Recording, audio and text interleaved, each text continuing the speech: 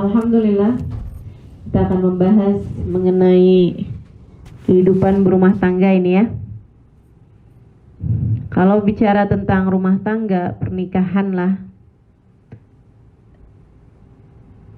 saya selalu melihatnya sebagai sesuai dengan prinsip Islam ya. Karena memang saya kalau liatin pernikahan itu tiap orang, bahkan mungkin tiap daerah, tiap kalangan punya persepsi yang berbeda-beda tentang pernikahan. Ada yang menganggap pernikahan sebagai penyatuan cinta, kan begitu? Ada juga yang menganggapnya sebagai penyatuan keluarga, dari dua keluarga menjadi satu gitu. Ya, yang kebanyakannya itu tadi yang saya sampaikan, Bu. Mereka menganggap pernikahan sebagai sebuah penyatuan cinta. Jadi kayak sebuah pernikahan itu seolah-olah harus dibangun dengan rasa cinta di antara keduanya. Gitu. Nah, sementara Islam tidak menganggap pernikahan seperti itu. Islam tidak menganggap pernikahan sebagai penyatuan cinta dari seorang laki-laki dan seorang perempuan. Gak gitu konsep nikah dalam Islam. Konsep nikah dalam Islam adalah ibadah. Nah, ini luar biasa ya. Sebab kalau saya perhatikan, kalau dikatakan bahwa konsep nikah itu adalah penyatuan cinta, itu kan berarti asasnya, dasarnya itu kan cinta. Kalau cintanya itu hilang, dan memang cinta itu rasa, hati. Rasa hati itu berbolak-balik. Hari ini cinta, kita nggak tahu 5 tahun lagi. Jangan 5 tahun lagi. 5 bulan lagi kita nggak tahu. Jangan 5 bulan, besok rasa hati kita sama dia kayak gimana, kita nggak tahu gitu. Jadi teman-teman saudaraku sekalian, orang yang menganggap bahwa pernikahan adalah penyatuan cinta dua orang gitu ya, antara laki-laki dengan perempuan, nah ini kemudian menjadi tidak layak diteruskan pernikahannya apabila mereka merasa sudah tidak ada lagi cinta di antara keduanya. Kan begitu? Karena kan dasarnya udah nggak ada, ngapain bangun atasnya kalau dasarnya udah nggak ada gitu. Nah, sementara konsep nikah dalam Islam itu seperti yang tadi saya sampaikan, konsepnya adalah ibadah gitu. Katanya Nabi Muhammad alaihissalam, an-nikahu sunnati faman raghiba an sunnati falaysa minni. Nikah dalam pandangan baginda kita Nabi Muhammad, an-nikahu sunnati, nikah adalah jalan hidupku.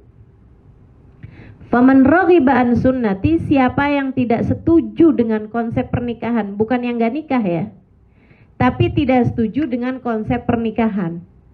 Karena zaman sekarang ini banyak sekali orang yang tidak setuju dengan konsep pernikahan. Di Jepang itu mereka sampai menghadiahkan banyak hal buat orang yang mau nikah dan mau punya anak. Karena mereka kekurangan anak-anak kecil. Karena mereka nih rata-rata orang Jepang udah tua-tua. Ya. Mereka sampai kepengen punya banyak generasi gitu. Karena rata-rata orangnya udah pada tua-tua. Mereka menganggap pernikahan tuh ribet, jadi mereka nggak setuju. Ngapain gitu, hidup harus susah-susah, mikirin mertua, mikirin ipar gitu kan. Nah kalau menikah kan memang dengan sendirinya kan, kita jadi punya urusan sama mertua, sama ipar. Belum lagi juga urusan sama si laki-laki yang kita menikah itu kan. Ini teman-teman. Jadi kata Nabi Muhammad, faman raghiba an sunnati, siapa yang tidak setuju dengan adanya konsep pernikahan, falaysa minni, bukan termasuk dari kelompokku. Artinya bukan termasuk dari kelompok umat Islam. Dikhawatirkan baginya untuk meninggal dunia dalam keadaan tidak membawa iman Islam, naudzubillah min dzalik. Nih kelompok-kelompok orientalis, kelompok-kelompok yang menjunjung tinggi modernisasi, kemudian menganggap kalau bisa adanya jalinan hubungan tanpa menikah, kenapa enggak? Kan ada tuh masyarakat modern dalam pemikiran mereka ya, modern dalam pemikiran mereka. Nikah dalam Islam, nikah dalam pandangan Nabi Muhammad seperti yang tadi saya sampaikan. Nabi menganggap nikah sebagai sunnah. Nanti saya akan kasih paham apa itu yang dimaksud dengan sunnah. Kemudian nikah dalam pandangan Allah, apa sih? Allah menganggap pernikahan adalah unsur terpenting dalam keberlangsungan kehidupan umat manusia. Jadi teman-teman sekalian, ini Allah nih kan bikin bumi ditinggali sama manusia. Ini ja'ilun fil ardi khalifah. Aku jadikan bumi ini berpenghuni untuk beribadah kepadaku. Ma khalaqtul jinna wal insa illa liya'budun. Tidaklah aku ciptakan manusia, jin kecuali untuk ibadah padaku. Nah, keberlangsungan manusia ini kan harus pada punya anak nih. Biar buminya tetap ada orangnya. Kan orang harus pada punya anak. Gimana caranya biar punya anak, anaknya terdidik dengan benar sehingga menjadi wa ma khalaqtul jinna wal insa illa liya'budunnya benar gitu. Untuk jadi hamba-hambanya Allahnya tuh berkemungkinan untuk bagus, untuk benar tuh gimana? Nah, Allah mewajibkan adanya pernikahan dari sejak zamannya Nabi Adam.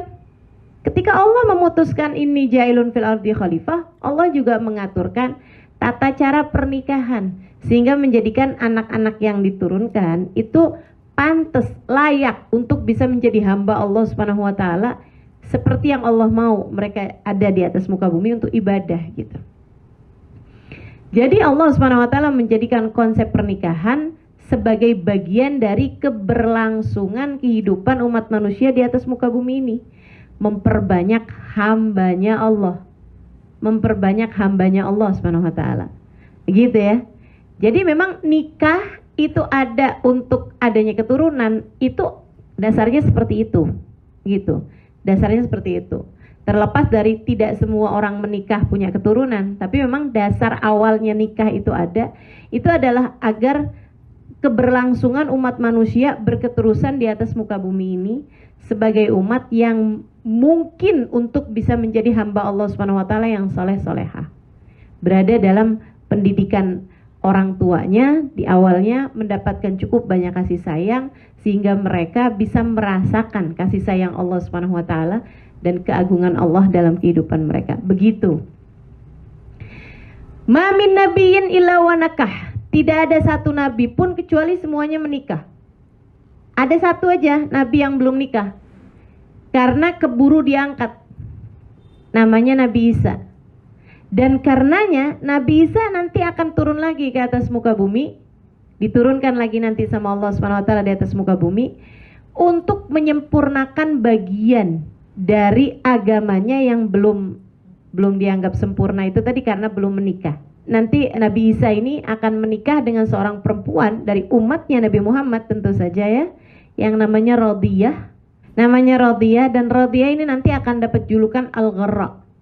Radiyah Al-Gharra. Al-Gharra itu yang terang benderang wajahnya. Radiyatul Gharra.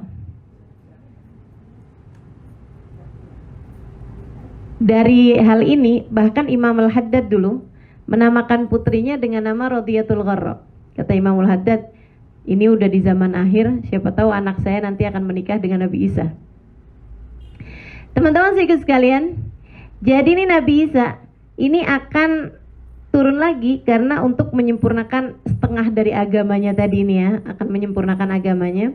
Dianggap belum sempurna dengan tidak menikah. Jadi tidak ada satu nabi kecuali semuanya nikah. Gitu. Dari Nabi Adam sampai ke baginda kita Nabi besar Muhammad sallallahu alaihi wasallam semuanya menikah sebagai bagian dari sempurnanya beragama. Konsep nikah sebagai bagian dari ibadah. Nah, Nabi Muhammad alaihissalam mengatakan an-nikahu sunnati.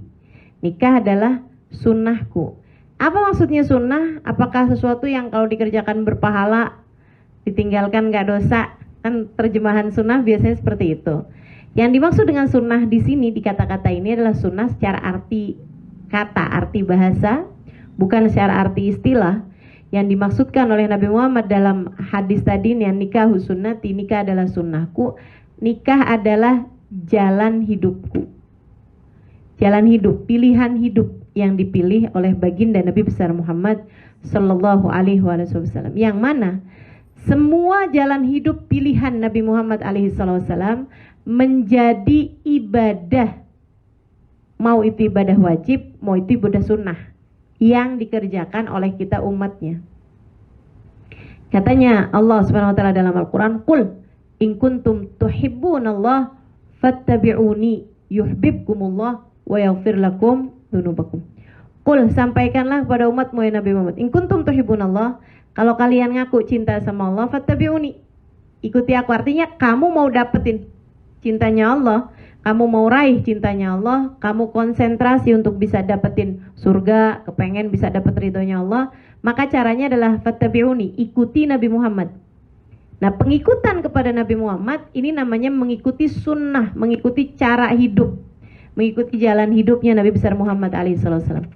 Dengan cara itu, dengan cara kalian beribadah mengikuti Nabi Muhammad, yuhibbukumullah, kalian akan dicinta oleh Allah Subhanahu wa taala, wa yaghfir lakum dzunubakum, dan akan diampuni dosa kalian oleh Allah. Artinya bahwa mengikuti terhadap sunnahnya Nabi Muhammad alaihi salatu wasalam, itu ya, baik yang kemudian berhukum wajib ataupun yang berhukum sunnah, adalah satu-satunya cara untuk kita bisa meraih cinta dan ridhonya Allah Subhanahu wa taala. Nggak ada cara lain. Termasuk diantara mengikuti sunnahnya Nabi Muhammad itu adalah dengan menikah. Maka menikah ini adalah pengikutan terhadap sunnahnya Nabi Muhammad yang dimaksud dengan ibadah yang dapat mendekatkan kita kepada Allah dan mencari ridhonya Allah SWT serta mencari cintanya Allah. Jadi ini Islam memandang konsep pernikahan ibadah, teman-teman saudara sekalian. Ibadah. Yang namanya ibadah, kamu jangan ngarepin balasan ketika kamu melakukannya. Ibadah tuh urusannya kamu kerjain sekarang, balasannya ntar. Kan begitu? Semua ibadah kan? Kita kan kayak begitu tuh. Ibadah apa? Ibadah sholat. Kita kerjain sekarang. Apakah ngarepin balasannya di saat sholatnya tersebut itu kamu mendapatkan balasannya? Kan enggak.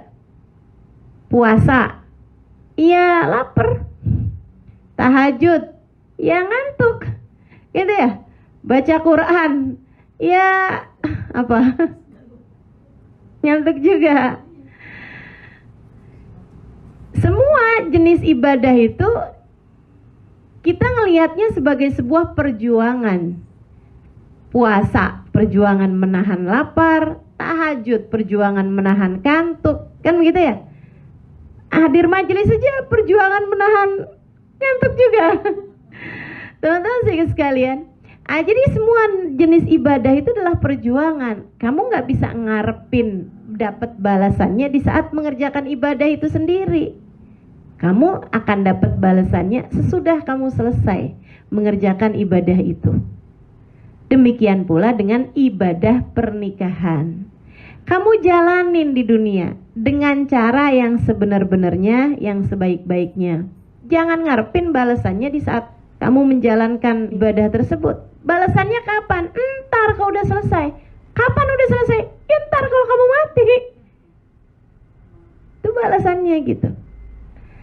Adapun kalau kamu jalanin dengan cara yang terbaik, kamu bisa dapetin kesenangan-kesenangan, ada kebahagiaan-kebahagiaan dalam berumah tangga.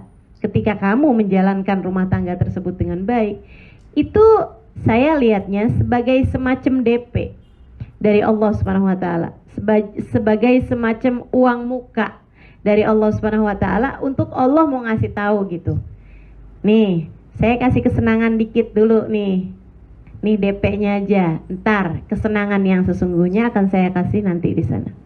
Sehingga teman-teman saya sekalian, kalau kamu ngerasa kok rumah tangga saya nggak ada senang-senangnya, kamu malah mesti curigain. Karena kok rumah tangga saya isinya sengsara terus ya, kok saya susah terus ya ini dalam berumah tangga. Jangan-jangan itu DP-nya. DP untuk sesuatu hal yang lebih buruk nanti di sana karena kamu belum menjalankan rumah tanggamu seperti yang Allah mau. Gitu. Sama halnya dengan sholat. Sholat ibadah, jangan ngarepin balasan di dalam sholat tersebut. Balasannya sesudahnya, kan gitu ya. Balasannya di akhirat gitu. Balasannya nanti sesudah kamu meninggal dunia gitu. Nah, tapi di dalam sholat itu sendiri kita merasakan ketenangan hati, kita merasakan doa-doa kita terijabah, kita merasakan nikmatnya dekat sama Allah, kan gitu ya. Nah ini teman-teman sekalian, rasa-rasa yang ada di saat kamu sholat sebagai semacam DP yang Allah Subhanahu wa Ta'ala berikan, bahwa sholatmu yang membuat ketenangan di dunia ini akan membuat ketenangan besar bagimu kelak di akhirat.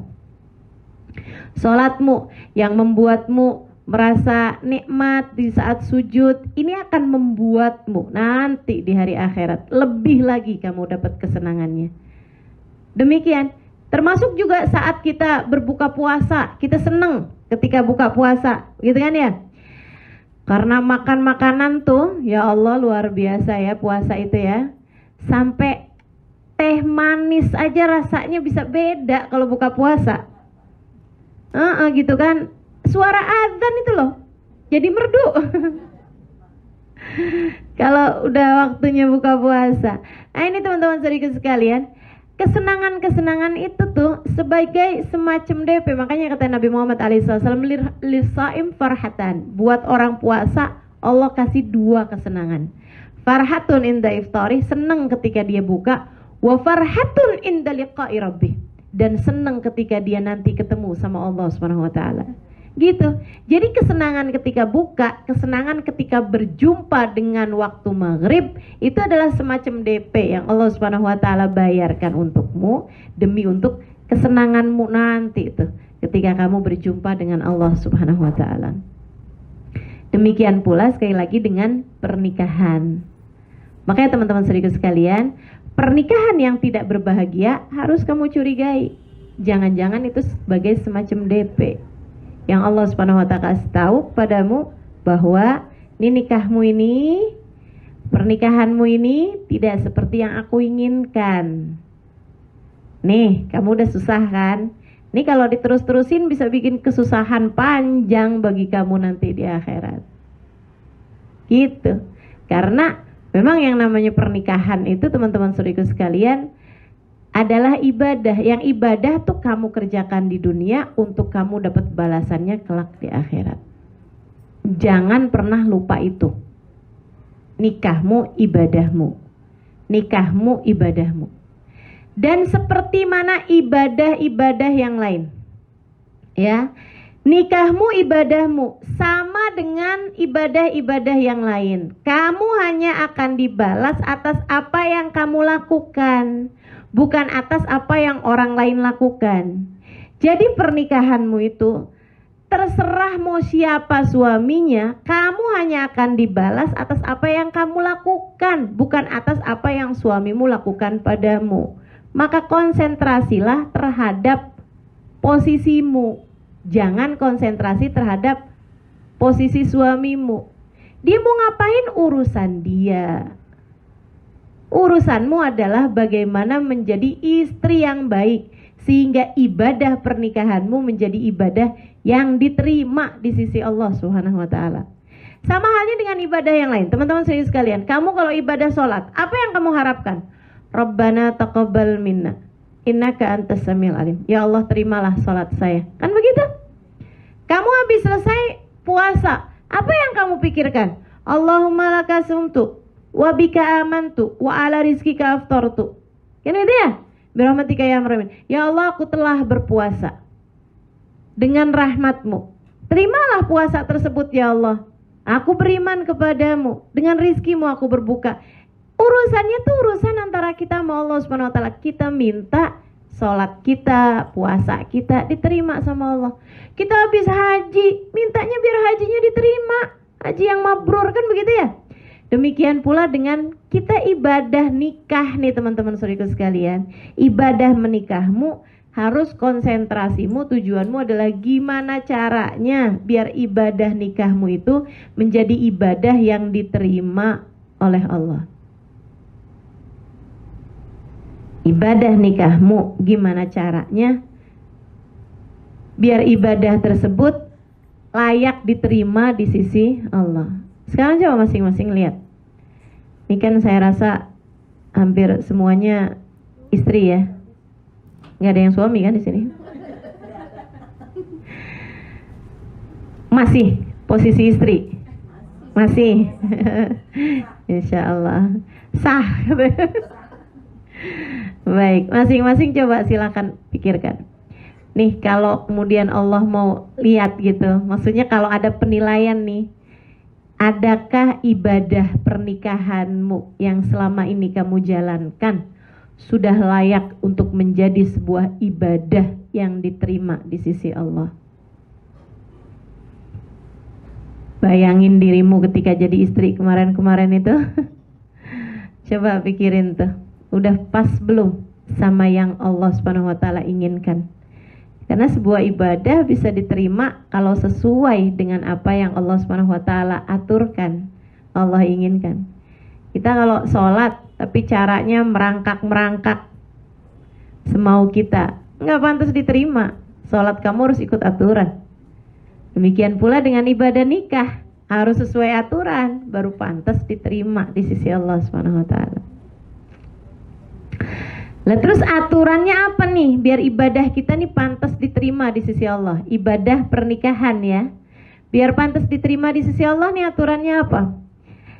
Semua hal kalau kita mau menjadikannya sebagai sebuah ibadah, misalnya makan.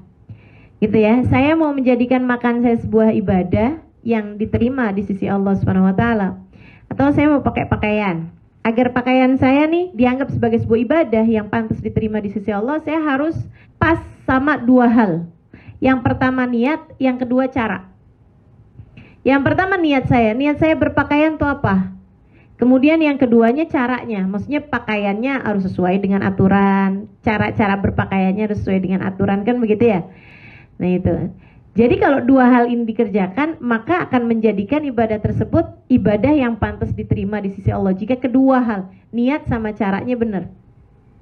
Maka dalam pernikahan juga kayak begitu teman-teman sekalian. Satu niat, dua cara. Itu mesti benar dalam ibadah nikah kita ini. Yang pertama niat. Niatmu nikah buat apa? Gak sempet mikir Ustazah dulu. Asal ada yang ngelamar, alhamdulillah.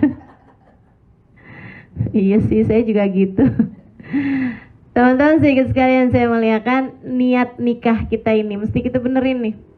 Kalaupun kita udah nikah lama misalnya gitu ya, mungkin teman-teman yang lain juga ada yang nikahnya udah lebih lama dari saya, ada yang lebih sebentar, ada yang lebih sebentar juga ya dari saya. Nah ini teman-teman sekalian, kita perbaharui niat nikah kita. Kalau memang kemarin-kemarin nggak kepikiran untuk urusan niat, kita benerin nikah kita menjadi lillahi ta'ala. Saya nikah ini mau nyari ridhonya Allah. Saya nikah ini nih, ibadah pernikahan saya nih, saya mau cari cintanya Allah.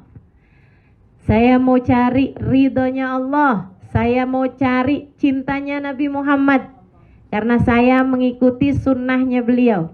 Saya mengikuti jalan hidup beliau. Saya mau nyari surga. Teman-teman saudaraku sekalian saya muliakan, asli kalau diterima ibadah nikah kita itu, gampang banget mau masuk surganya. Istri itu gampang banget mau masuk surganya. Ayyumam ra'atin salat fardaha, salat syahraha, wa ata'at zawjaha, faltadkhulul jannah min ayyi babin sya'at. Kata Nabi Muhammad, perempuan tuh salat fardunya benar, puasa Ramadannya benar, yang utang-utang dibayarin gitu ya. Dan dia tentu aja ninggalin yang haram. Maksudnya yang haram sih dia nggak ngerjain gitu kan. Dosa-dosa dia nggak ngerjain. Cuman andai dia nggak punya perkara sunnah, nggak punya sedekah, nggak punya puasa sunnah, nggak punya sholat sunnah, tapi dia punya tambahan ibadah satu ini. Apa itu? Atau azzaujaha, nyenengin buat suaminya, taat sama suaminya, dia jadi istri yang soleha. Kalau dia meninggal dunia boleh masuk pintu surga manapun yang dia inginkan. Istri itu sama surga dekat. Istri sama surga dekat. Nabi Muhammad bilang, ayyuma imra'atin matat wa zawjuha 'alaiha radin adkhalaha Allahul jannah. Kalau ada seorang perempuan meninggal dunia, suaminya belum. Jadi istri meninggal dunia duluan. Ya. Kemudian suaminya ridho sama dia. Waktu meninggal nih suaminya ridho sama dia, adkhalaha Allahul jannah. Allah memasukkannya ke dalam surga. Banyak hal Allah tasamuh, Allah maklumi, Allah hapuskan. Hanya karena dia adalah seorang istri yang ketika meninggal suaminya ridho sama dia. Banyak hal Allah skip. Kamu nih hidup pasti punya banyak kesalahan, pasti punya banyak kekurangan. Kita nih hidup punya banyak kekurangan, punya banyak kehilafan, punya banyak kurang-kurang gitu kan, punya banyak salah. Tapi begitu kita meninggal dunia, suami kita bilang, ya Allah, ini istri saya ridho sama dia ya Allah. Saya ridho sama istri saya ya Allah. Kita meninggal dunia, suami kita bilang ridho ya Allah saya sama dia. Itu teman-teman saudara sekalian, ada banyak hal yang Allah skip. Ada banyak hal yang Allah Subhanahu wa taala enggak peduli gitu. Ini kurang ini kurang ini kurang ini tuh Allah lewatin semuanya. Ada banyak hal yang Allah lewatkan sehingga Allah kemudian adkhalahallahul jannah, Allah memasukkannya ke dalam surga. Surgamu sebagai seorang istri deket banget. Deket banget teman-teman saudara sekalian. Jangan dilewatkan peluang ini gitu. Hanya karena kamu mengikuti keegoisan diri. Hanya karena kamu mengikuti ketamakan hati. Hanya karena kamu mengikuti ambisi, kepengen ini, kepengen itu. Merasa terdolimi, merasa terhianati, dan rasa-rasa lain yang membuatmu lepas dari kesempatan dan peluang untuk menjadi istri yang solehah. Ini rugi kita kalau sampai kita terkalahkan dengan keadaan sehingga tidak menjadikan kita istri yang solehah. Peluang surga, teman-teman saudaraku sekalian, peluang surga. Ketika kamu menjadi seorang istri yang solehah, surga perlahan-lahan pintunya sedang dibukakan untukmu. Jangan ditutup, sayang. Gak ada yang sebanding. Gak ada yang sebanding. Sekali lagi, tidak ada yang sebanding. Mau rumah mewah, mau kendaraan mewah, mau apapun bentuknya, gak ada yang sebanding dengan surganya Allah. Maka jangan pernah mau tukar kesempatanmu untuk menjadi istri yang solehah dengan apapun. Sebab tak ada yang sebanding dengan surga Allah Ta'ala. Ingetin itu. Saya punya jidah. Nah ini luar biasa. Saya kalau inget cerita ini. Jidah tuh nenek ya. Beliau bukan nenek asli. Nenek KW berarti. Maksud saya beliau bukan ibunya ibu saya, tapi beliau adalah nenek sambung. Jadi saya punya kakek sama punya nenek. Saya punya nenek, itu nenek saya kemudian meninggal, kakek saya menikah lagi. Itu ya. Namanya kan nenek sambung nih kan. Jadi beda usianya itu antara kakek saya sama nenek saya. Di saat kakek saya usia 90 tahun, beliau usianya sekitar 60-an tahun atau 70-an tahun. Jadi usianya bedanya di atas 20-an tahun. Kayak 25, hampir 30-an tahun. Beda antara kakek saya sama nenek saya. Gitu kan.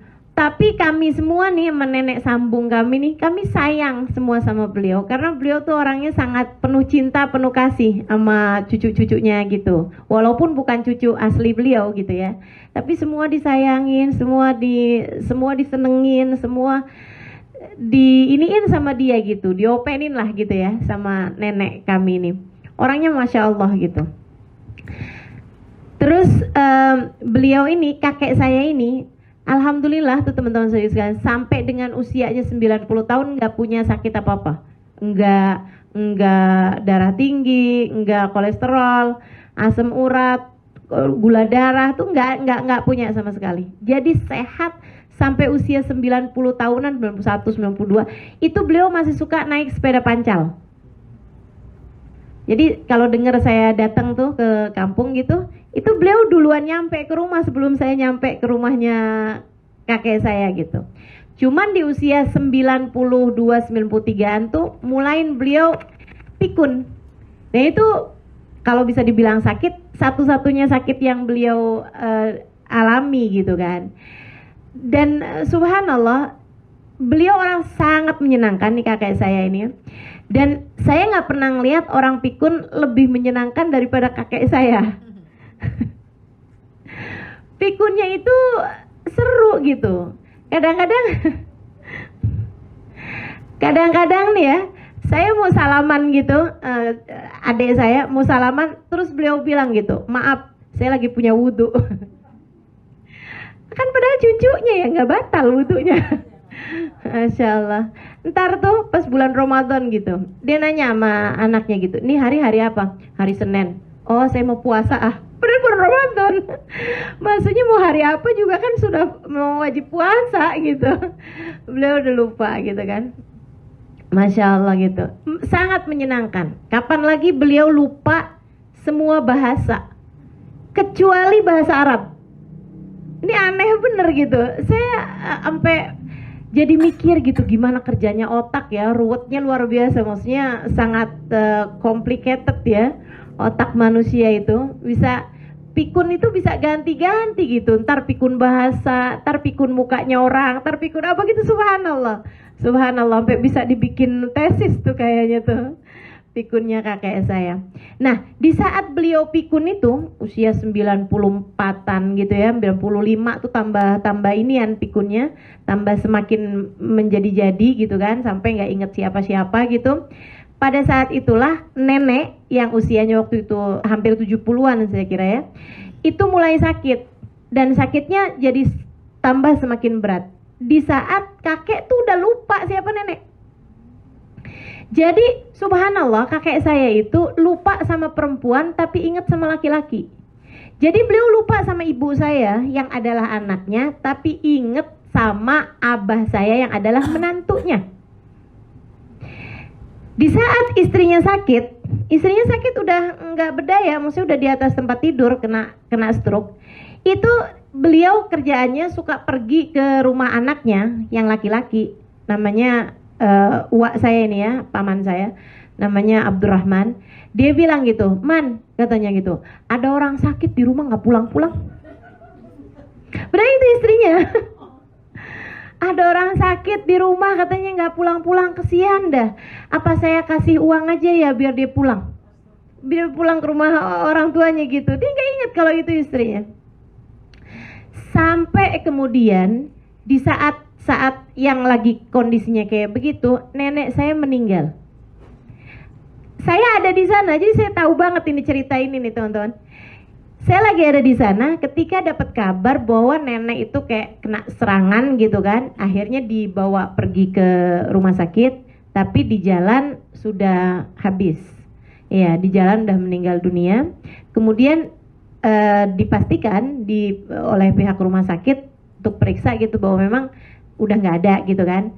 Habis itu langsung dinyatakan meninggal dunia secara natural, secara alami gitu ya. Habis itu kemudian dibawa pulang jenazahnya. Nah, waktu jenazahnya lagi mau diurusin dibawa pulang, kami yang udah dapat kabar itu segera siap-siap untuk pergi ke rumahnya nenek, kan begitu ya, pergi ke rumahnya kakek saya ini. Abah saya segera tuh pergi ke rumah kakek saya itu untuk, maksudnya untuk berduka cita lah, walaupun agak bingung duka citanya karena beliau bahkan nggak inget gitu kalau punya istrinya udah meninggal gitu. Jadi abah saya tuh cerita, dia duduk berduaan nih sama kakek karena belum ada siapapun yang datang gitu kan. Langsung abah saya langsung ke situ, dia duduk berduaan di depan rumah, di serambi gitu kan, serambi rumah tuh di ruang luar itu. Duduk berduaan gitu di kayak balai-balai gitu kan, kursi gitu. Terus cerita-cerita gitu. Jit, ini gimana Jit? istri Njit gimana, tanya-tanya gitu, tapi dia kayak nggak nyambung gitu, dia malah blank kan, pikun gitu kan. Beliau malah cerita tentang ibunya gitu, perasaan dia tuh kayak masih ada ibunya gitu. Udah cerita kesana kemari apa segala macem, sampai kemudian jenazahnya datang. Jenazah itu datang, teman-teman saudara sekalian, ditaruh di depannya Njit. Kemudian abah saya buka ininya, apa namanya, mukanya gitu kan. Belum diapa-apain kan jenazahnya, maksudnya baru ditutupin aja gitu. Baru maksudnya iya masih pakai baju yang tadi gitu kan, cuman ditambahin kain gitu aja. Abah saya buka gitu kain mukanya, dan itu subhanallah, kakek saya kembali memorinya 100% ketika ngelihat jenazah istrinya. Beliau kemudian bilang, ya Allah, ini istri saya nih Fadlun binti Zain, itu sampai disebutin sama binnya, ingat 100%. Ya Allah, ini istri saya Fadlun binti Zain Babud. Ya Allah, istri saya meninggal nih, Masya Allah. Habis itu dia kemudian nangis, innalillah, istri saya nih meninggal, ini istri saya nih perempuan solehah. Dia kemudian ciumin dari ujung rambut ke ujung kaki, diciumin sama dia. Ya Allah, ini istri saya nih, ya Allah, diciumin jenazahnya gitu sampai ke kakinya. Ya Allah, saya ridho sama dia dari ujung rambut ke ujung kaki. Ya Allah, saksikan saya ridho sama dia dari ujung rambut sampai ke ujung kakinya, ya Allah. Nangis sampai abah saya ikutan nangis, yang bener-bener nangis gitu. Abah saya mikir, ya Allah, beruntung banget nih perempuan, suaminya pikun, tapi Allah balikin hanya untuk menyatakan keridhaan kepada istrinya. Habis itu kemudian jenazahnya ditutup, udah selesai nangisnya ini apa, selesai baca-baca doa gitu. Jenazahnya dibawa masuk gitu kan. Habis itu Njit lupa lagi, masuk lagi ke dalam gitu, terus nanya, ada yang meninggal? Siapa yang meninggal? Lupa, teman-teman saudaraku sekalian. Jadi dikembalikan 5 menit memorinya 100%. Bahwa memang memorimu, siapa yang bilang milikmu? Iya, milik Allah. Iya, milik Allah. Dirimu, siapa yang bilang milikmu? Milik Allah. Tapi Allah mengembalikan pada waktu yang tepat untuk hamba-hamba yang tercinta di sisinya. Suami udah pikun, sama Allah dibalikin 100%, teman-teman saudaraku sekalian, hanya untuk menyatakan keridhaan kepada istrinya. Allah mau ngajarin saya, cucunya, dan teman-teman yang kebetulan menjadi teman-teman saya untuk saya sampaikan cerita ini. Jadilah istri yang soleha. Jika bahkan andai suamimu pikun sekalipun, Allah bisa kembalikan memorinya untuk menyatakan keridhaannya kepadamu. Jika kamu istri yang soleha, kamu tidak akan kehilangan apapun jika kamu istri yang soleha. Fokus saja teman-teman sekalian. Gak usah fokus sama suami kamu, gak usah. Itu urusan dia, hisabnya masing-masing. Lewat surga gak bakalan gandengan tangan, lewat jembatan Sirat gak bakalan gandengan tangan, tenang aja, sendiri-sendiri. Suamimu mau ngapain, urusan dia. Termasuk jika dia memilih untuk menikah lagi.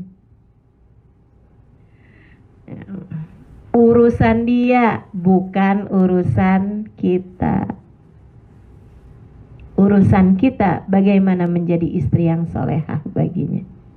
Dah, konsentrasi itu aja. Konsentrasi itu aja. Balasannya, hasilnya, tujuannya, puncaknya surga. Dan jangan mau kalahkan surgamu dengan apapun. Sekali lagi, jangan mau kalahkan surgamu dengan apapun. Jadi dalam segala keadaan, menanglah, sebab yang kamu pertaruhkan adalah surgamu sendiri. Jangan mau kalah, teman-teman sekalian. Jangan mau mempertaruhkan kebahagiaan akhiratmu untuk mendapatkan keridhaan suamimu dengan kamu kalahkan itu semuanya untuk urusan-urusan kesenangan duniamu yang sifatnya sementara dan seringkali fata morgana. Kamu pikir kalau suami saya nggak begini nih saya bakalan senang. Belum tentu. Belum tentu. Kalau aja saya punya suami yang begini-begini saya pasti senang. Belum tentu. Belum tentu. Kalau saya nggak kawin sama dia nih, saya kawin milihnya sama dia, saya kayaknya senang. Belum tentu. Jadi jangan mau tuh. Itu tuh talbis iblis. Itu tuh kayak permainannya setan, ngerusakin pikiran kita gitu loh. Biar kita nggak konsentrasi sama surga kita, sama jalan yang sudah dipilihkan oleh Allah Subhanahu wa taala buat kita, teman-teman. Dan insya Allah semuanya biar pada jadi istri yang soleha. Niatin nikahmu mau nyari surga, mau ibadah sama Allah, mau nyari ridha Allah Subhanahu wa taala. Satu. Terus yang kedua caranya. Ini benerin niat sama benerin cara. Caranya gimana sih? Nabi ketika ditanya, ya Rasulullah, istri yang solehah itu yang bagaimana? Nabi Muhammad kasih tahu, allati asarratka hina nazarta ilaiha, ata'atka hina amarta ilaiha. Terus kemudian hafizat malaka wa nafsaha hina ghibta anha. Nah, ini 3 hal dikasih tahu sama Nabi Muhammad tentang istri yang solehah itu yang bagaimana. Yang pertama, yang menyenangkan ketika kamu memandangnya. Yang kedua, yang patuh ketika kamu memerintahkan kepadanya. Yang ketiga, yang dapat menjaga harga dirinya dan hartamu, ada atau tidak adanya dirimu. Jadi 3 hal tuh. Yang menyenangkan ketika dipandang,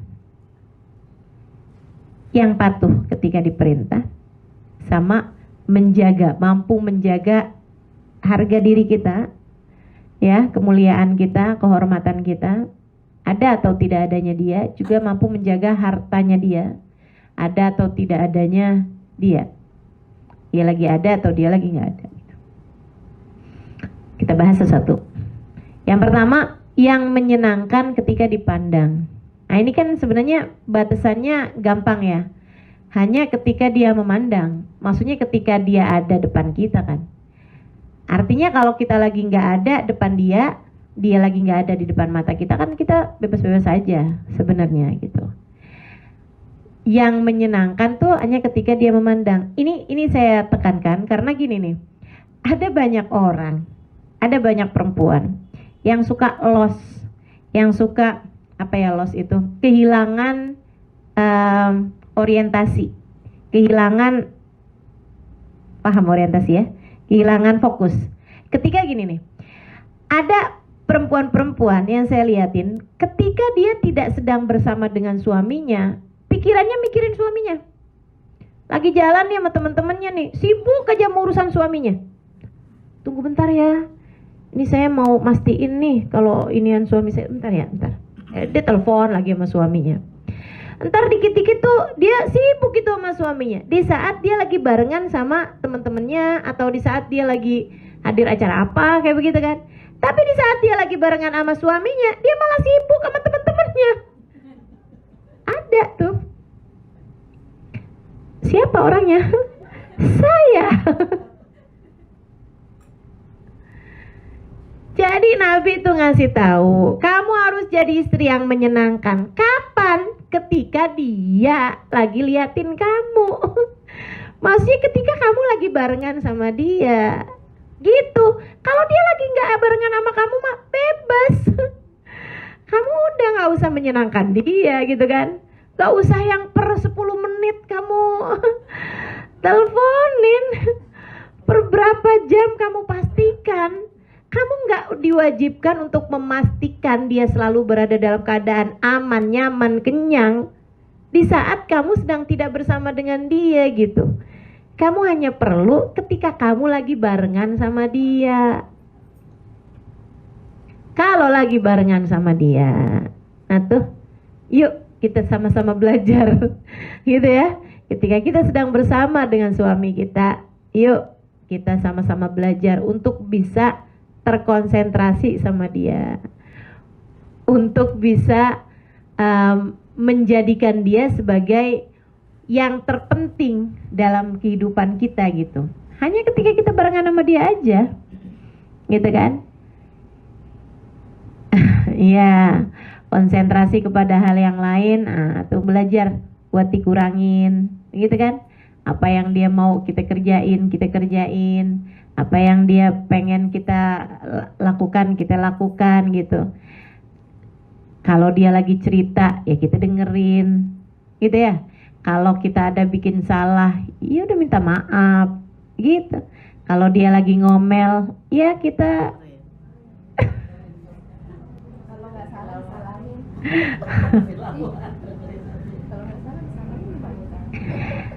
Saya ingat ada satu perempuan, dia sangat tercinta di hadapan suaminya gitu. Suaminya nganggap dia sebagai salah satu, ya ini bidadari gitu. Terus di hadapan anak-anaknya, keluarganya, semua sayang banget gitu sama dia. Saya lihat di YouTube, maaf ya, kan kita belajar dari mana aja kan, ya. Dia diwawancara pakai bahasa Arab ya, ini ya, orang Arab. Dia diwawancara gimana caranya dia bisa menjadi kayak teladan gitu buat perempuan gitu kan. Gimana caranya dia bisa sampai suaminya tuh pokoknya jatuh cintanya banget sama dia gitu. Gimana ceritanya sih kok bisa begitu gitu. Akhirnya si perempuan tersebut diwawancara gitu. Dia jawabin pertanyaannya. Ditanya kayak gini nih, salah satu pertanyaannya. Saya ngerasa saya dapat pelajaran, makanya saya sampaikan nih sama teman-teman. Ya mudah-mudahan teman-teman juga bisa dapat pelajaran gitu. Dia ditanya gitu, suami kamu pernah marah nggak? Pernah, dia bilang dulu masih awal-awal nikah lebih sering. Sekarang udah nenek-nenek ya, masih udah kayak umurnya 60-an tahun ke atas gitu. Dia bilang dulu lebih sering, sekarang jarang, tapi pernah suami saya pernah marah. Dia bilang gimana kalau suami kamu marah? Ya saya dengerin. Terus biasanya suami kan kalau marah ngata-ngatain kita, dia bilang gitu kan. Kan biasa kan, suami kalau marah-marah kan ngata-ngatain kan. Maksudnya dikata-katain kita. Kamu tuh kenapa sih kamu begini kan begitu tuh. Dia bilang suami saya kan ngata-ngatain saya dengerin, dia bilang, tapi saya nggak percaya. Ini aneh nih. Dia bilang, kalau suami saya lagi ngomel-ngomel, kalau suami saya lagi marah, saya akan dengerin. Tapi kalau dia ngata-ngatain saya nggak percaya. Dia bilang gitu. Jadi saya dengerin aja sampai suami saya selesai. Maksudnya sampai dia selesai marahnya. Kalau udah selesai marahnya, saya akan pergi. Kemana? Katanya gitu kan, katanya siang wartawannya. Dia bilang, kata reporternya, dia bilang saya akan pergi ke dapur. Bukan buat ngasah pisau ya. Dia bilang saya akan bikinin dia teh manis, maksudnya minuman yang dia suka. Dia bilang saya akan bikinin makanan cemilan yang dia suka, maksudnya pisang goreng lah apa gitu. Dia bilang habis itu saya akan suguhin sama dia, saya akan ngajak ngobrol dia seperti tidak pernah terjadi apa-apa. Karena saya tahu orang kalau marah capek. Jadi saya suguhin minuman, saya suguhin makan. Dia bilang biasanya abisnya dia makan, abisnya dia minum, saya cerita-cerita macam-macam. Dia akan bilang sama saya, maafin saya ya. Kan emang gitu kan? Iya. Dia akan bilang gitu, maafin saya ya. Dibilang kayak gitu. Terus kamu jawab apa? Saya jawab iya. Terus dia akan i'tidar, akan nyari alasan. Saya tuh tadi ini loh, saya waktu tadi ngomong begini begitu tuh saya enggak maksud kamu begitu. Kan begitu tuh, dia akan i'tidar, dia akan nyari alasan. Maksudnya dia akan memberikan klarifikasi bahwa apa yang disampaikan itu enggak benar gitu kan, bahwa dia itu memang lagi marah aja begini begitu apa segala macam. Terus pada saat itu dia bilang, saya akan percaya sama dia. Ini orang berakal banget loh, si perempuan ini. Jadi dia bilang, sampai si pewawancara itu nanya, kenapa di saat suami kamu lagi marah-marah, itu kamu nggak percaya sama omongan dia, kenapa yang di saat dia lagi tidar, lagi maksudnya lagi klarifikasi gitu kan, lagi bilang saya tuh sebenarnya tadi saya bilang saya udah nggak cinta lagi sama kamu, kan waktu yang kalau lagi marah kan biasanya ngomong kayak gitu tuh. Dia bilang saya nggak percaya, tapi pas suaminya udah tenang, udah makan, udah minum, udah reda kemarahannya, kan dia akan bilang saya tadi tuh nggak beneran loh, saya tuh sebenarnya masih sayang sama kamu, kan begitu tuh, gitu kan? Saya justru percaya, gitu. Dia bilang, kenapa kamu bisa nggak percaya waktu dia marah dan kamu bisa percaya waktu dia udah nggak marah? Dia bilang, karena saya tahu Nabi Muhammad bilang orang kalau lagi marah hatinya dimain-mainkan sama setan. Saya kalau percaya waktu dia marah, artinya saya lebih percaya sama setan daripada percaya sama dia. Saya lebih percayaan sama dia kok daripada sama setan. Berakal nih orang. Jadi kalau suamimu lagi ngomel-ngomel, yaudah biarin aja. Kalau dia lagi ngata-ngatain kamu, saya tuh udah gak sayang lagi sama kamu, saya tuh udah sebel sama kamu, saya tuh udah gak tahan hidup sama kamu gitu. Dilihatin aja, tapi jangan percaya. Siapa bilang, alah sayang gitu kok. Nggak percaya saya sama kamu. Lihatin aja, tapi nggak usah dijawabin juga ya. Nanti dia tambah marah. Ya udah aja gitu, kayak dengerin gitu kan, kayak ini gitu. Kalau perlu kamu minta maaf gitu kan, iya maafin saya. Udah gitu aja. Kalau dia lagi marah, nih ya teman-teman saudara sekalian, marah kan gak enak. Jangan mau ketularan. Kalau dia lagi marah, udah biarin dia aja yang marah, kamu jangan. Suami saya pernah bilangin saya, dia bilang, ini suami saya ya, nih ucapan dia nih, kadang-kadang bijak. Kadang-kadang. Dia bilang, suami istri itu kayak orang naik ayunan.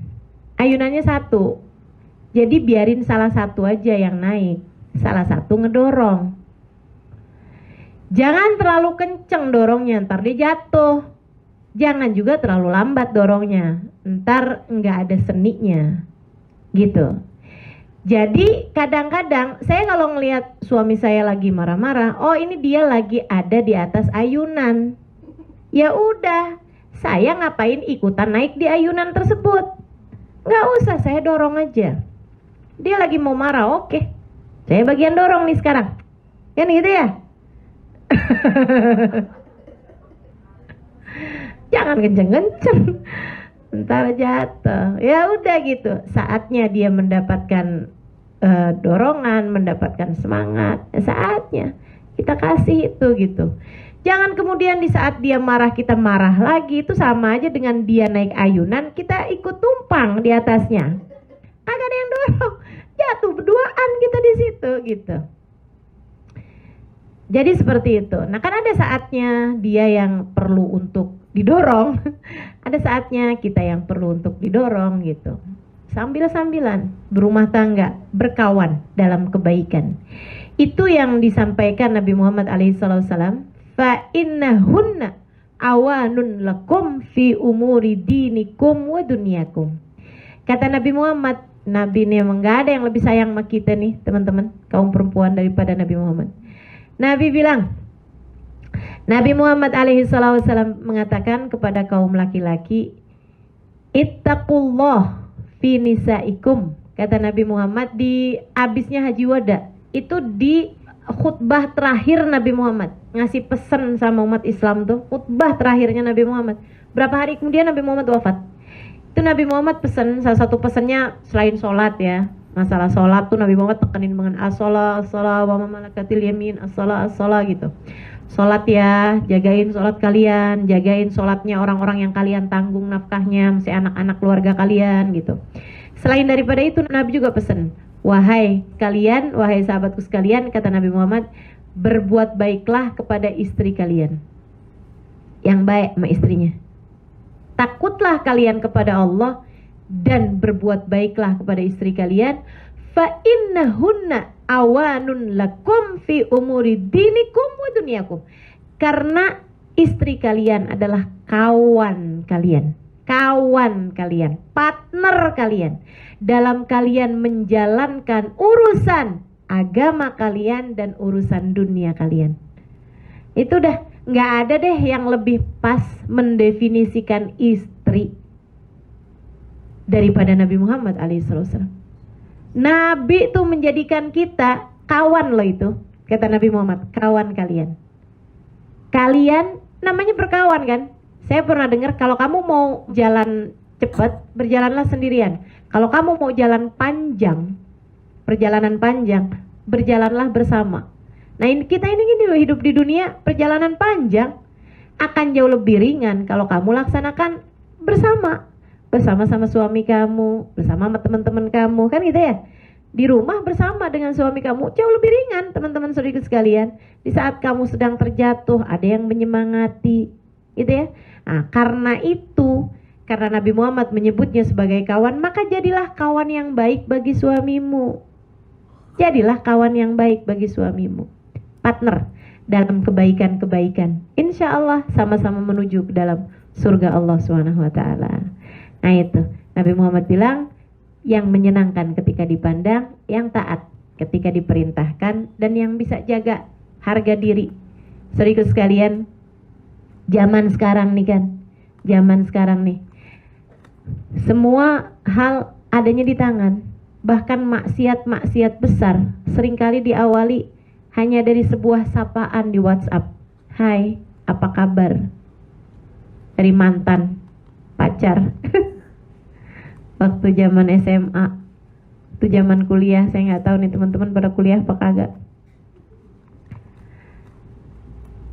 Banyak dosa-dosa, maksiat-maksiat diawali dari hanya sekedar sapaan-sapaan kecil di handphone. Nah itu, jangan mau ke bawah, jangan mau terjebak sama dosa. Udah cukup Allah melihatmu, Nabi Muhammad, nabimu, cukup teman-teman saudara sekalian. Nabi tahu apa yang kita kerjain. Nabi tahu. Kata Allah dalam Al-Quran, wa qul i'malu fasayarallahu amalakum wa rasuluh. Berbuatlah kalian, amal perbuatan kalian dilihat sama Allah, dilihat sama Rasulullah. Seharusnya fakta bahwa amal perbuatan kita dilihat sama Allah, dilihat sama Rasulullah, cukup membuat kita malu untuk berkhianat, cukup untuk membuat kita malu untuk berselingkuh, baik secara fisik ataupun secara hati, ya, baik selingkuh beneran, ketemuan, berduaan sama laki-laki yang bukan mahram, atau dengan selingkuh hati, dengan menganggap bahwa kalau saya sama dia kayaknya lebih enak, dengan kita membayang-bayangkan laki-laki yang lain selain daripada suami kita. Itu teman-teman saya sekalian, bahwa rasa malu kita kepada Allah, rasa malu kita kepada Rasulullah cukup seharusnya untuk mencegah kita dari berbagi hati kepada selain suami kita, berbagi rasa cinta kepada selain suami kita, sehingga menjadikan kita perempuan yang benar-benar mampu menjaga diri, menjaga kehormatan, memiliki nilai tinggi. Kalau kamu kayak yang nggak apa-apa, cuman urusan beginian doang, nggak apa-apa lah gitu, ya nggak boleh nyakitin hati orang juga kan. Mungkin pertama-tamanya kayak gitu, lama-lama kemudian jadi yang pengen ngasih perhatian. Kamu udah makan apa belum? WhatsAppnya jam 10 malam, di saat dia mungkin sedang terbaring juga sama istrinya, dan kamu mungkin sedang terbaring bersama dengan suamimu. Suamimu mungkin sudah tidur di sampingmu. Betapa sangat besarnya gitu pengkhianatan seorang istri, suami di sampingnya, dan dia kemudian menanyakan kabar tentang seorang laki-laki yang mungkin saat itu sedang tidur juga di samping istrinya. Suamimu nggak tahu, istrinya nggak tahu, tapi Allah tahu, Rasulullah tahu. Malu kita sama Allah. Dan seperti yang tadi saya sampaikan, Nggak ada yang sebanding dengan surga untuk kamu pertaruhkan. Nggak ada yang sebanding dengan keridhaan Allah untuk kamu pertaruhkan. Jangan kemudian kamu lihat, abisnya suami saya nggak ada perhatiannya, ini kan lumayan. Ada orang nanyain saya udah makan malam apa belum.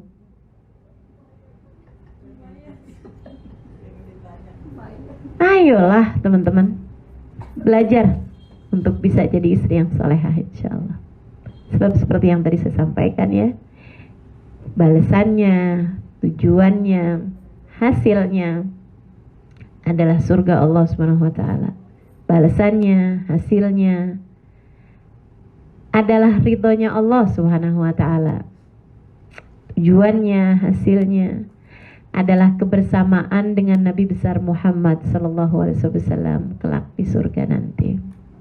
Diperkenankan masuk dari pintu surga manapun yang kita inginkan. Dan itu seharusnya menjadi cukup alasan kita untuk mampu menjadi istri yang solehah. Insya Allah. Rabbana taqabbal minna innaka antas samiul alim.